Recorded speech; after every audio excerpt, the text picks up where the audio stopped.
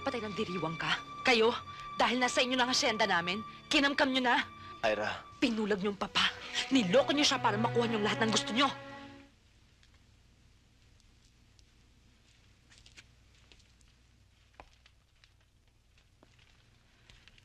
Paano napunta sa mag-amang Torres ang asyenda namin sa Batangas?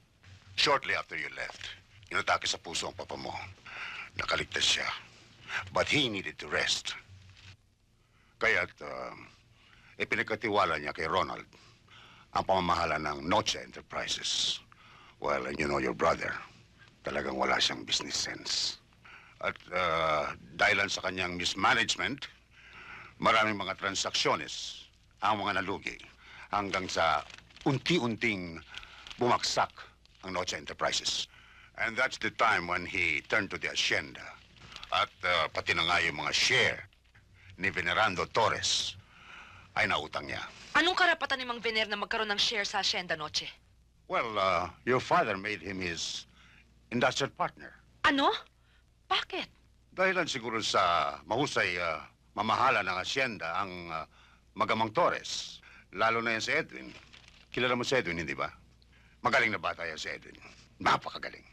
Palibas ay matalino. He graduated with the highest honors. That's not enough para gawin silang kasosyo. To think na pinag-aral lang siya ng papa. Ira, matagal nang pinutol ng kapatid mo ang scholarship ni Edwin. At ang lahat ng kanyang tinatamasa ngayon ay bunga ng kanyang sariling pagsisikap. You mean, attorney, talagang wala na kaming pag-asang mabawi ang asyenda? It's all there in black and white.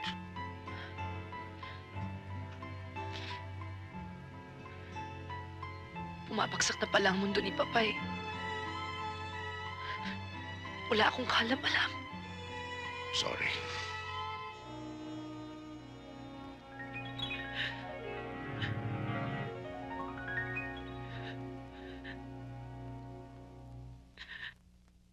Po naman, Mare.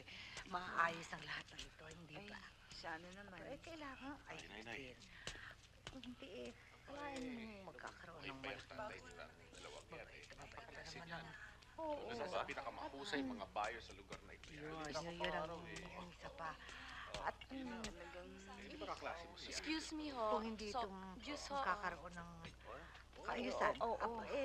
talagang magiging pa, gulo ho. ang takbo ng mga pangyayari. Oo, talaga. Totoo yan. Oo. Pero wala namang gulo na hindi maayos. Totoo yan, no? Kailangan daan Sana lang naman sa ay magandang pag-uusap. Kahit ano, makapag-iayaan yan.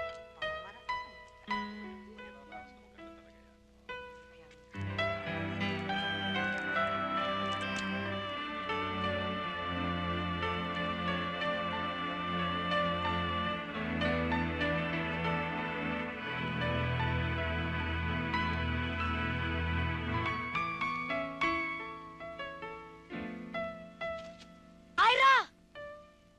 Edwin, halika!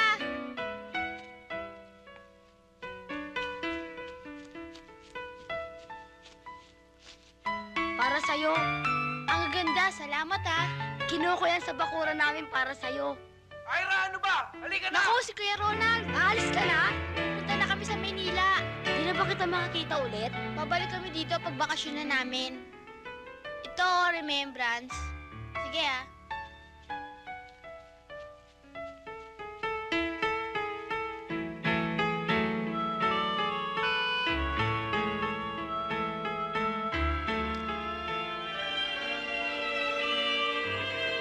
Para maipakita natin sa Securities and Exchange Commission with any bankruptcy proceedings, they need those people. Ano ginagawa mo rito? nakikiramay ako sa inyo. Bakal na mukha mo, putra! Tama na! Kuya, please. Yan eh! Ang lakas ng loob! Bakit Ha? Pati ba naman tong bahay at lupa namin pag-iinteresan niyo magaba? O baka naman pati atol ni Papa gusto niyo kunin? Sige, kunin mo! Kuya! Kuya, please, Ang tama kapal na. ng mukha mo! Tama na.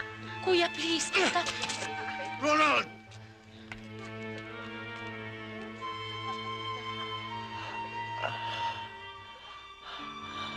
Ira, nakikiramay lang ako.